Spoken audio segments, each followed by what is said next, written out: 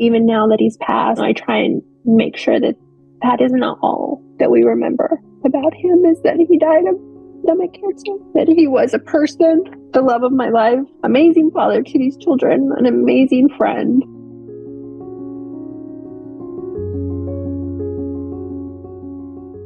My name is Debbie Marquez. My husband is Gerardo Marquez, but he went by Jerry. And we have a total of 8 children, ranging from a set of twins that are going to be 27 to our youngest is 4.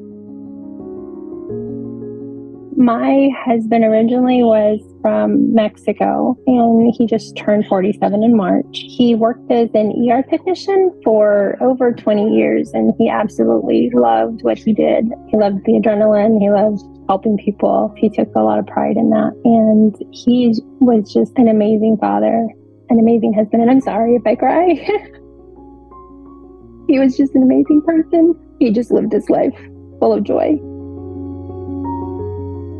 He experienced a GI bleed. So we took him to the ER at that time, and they saw that he had a bleeding ulcer. He tested positive for H. pylori. They figured that's what was causing the bleed. He ran an antibiotic, and it didn't clear. So he did another round of antibiotics, and it cleared. He was fine up until December of 2023. He was starting just to have a lot of reflux. I remember him getting up in the middle of the night and just taking Tums, and he would complain that I have a lot of heartburn. And so he called his GI doctor in, and they kind of just said, well, let's put you on some Protonic. After a couple of weeks, it just was not getting better, and so they said, well, let's change the dosage. And I remember him sitting at the kitchen table one day, and he just said, I feel like my food is getting stuck. I can't eat. So I said, why don't you call the GI again and see? And so they immediately got him in, and that's when they saw the tumor.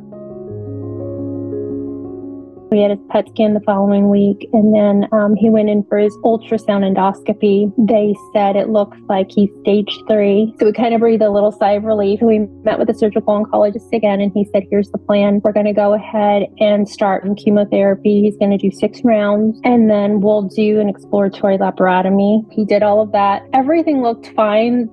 The abdominal washings came back negative. They didn't visualize anything anywhere else. So they said, okay, he's a go. We'll schedule him for a total gastrectomy. He went in for surgery, and about an hour into surgery, the doctor called me and he said, okay, opened him up, and we saw that it spread. It's in his liver. It's the bottom of his diaphragm, the outside of his esophagus. I was dumbfounded because everything leading up to the surgery, all of the pre-diagnostics looked promising. He went through that, had to recover. They explained to us treatment is going to be chemotherapy because he didn't test positive for any kind of biomarkers. He didn't have anything that would qualify him for immunotherapy. We saw his local oncologist, and he said, you need to get yourself in a trial. He started the clinical trial in October. He only went through one phase of the trial. They did the repeat CT scan, and they said, no, things have just gotten worse. We're going to go ahead and stop and put him back on second-line chemo. And really, that was all that he was on until he made the decision, because he was deteriorating so quickly, that he didn't want to do this anymore.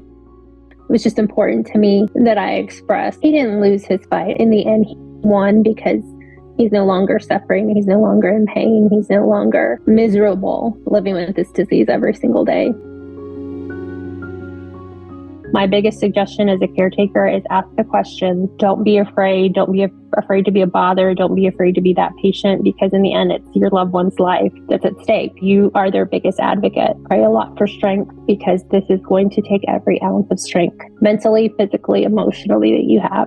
And it's going to be draining. And find a community, find a good group of people that you can ask questions to that know exactly what you're going through. It's very new, very raw, very fresh. So I'm just trying to survive one day to the next. My goal is to try and learn how to be happy again, and for our children to have the future that he wanted. The reason why I wanted to do this is because you don't hear about stomach cancer hardly ever. My hope is that we can get to a place where there's some sort of screening for this. The doctor mentioned, well, it's not part of our guidelines. to do annual surveillance if they've had H. pylori. Why not? Why aren't we following these patients? I mean, had we done an endoscopy on him maybe a year ago, we could have caught it at an earlier stage and his outcome would have been different. So my hope is that we change some of the guidelines. And then also, I wanted him to try and continue on immunotherapy. And the doctor in Houston said, well, he can't because he doesn't have any of the biomarkers. It's such a disservice to patients if there's data out there showing that they can benefit from immunotherapy. I don't know if it would have changed anything for him, but just excluding this group of patients is such a disservice. They deserve more, because just saying chemotherapy is all we have for you is not enough.